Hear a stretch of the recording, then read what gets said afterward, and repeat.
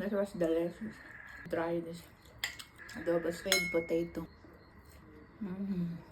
I show you how to cook adobo. First, oil in the pan, garlic, onion. Now, we add the pork.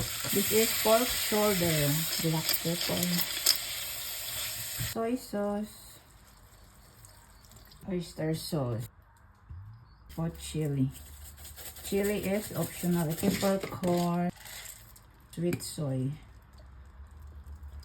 Mix. When you put vinegar, don't mix. Cover and simmer. Cheers. Hot water. Smell good. This one is perfect already. Right? Oh, see, the sauce is very sticky. Now, add all the potato. You can add some potato, carrots. Look.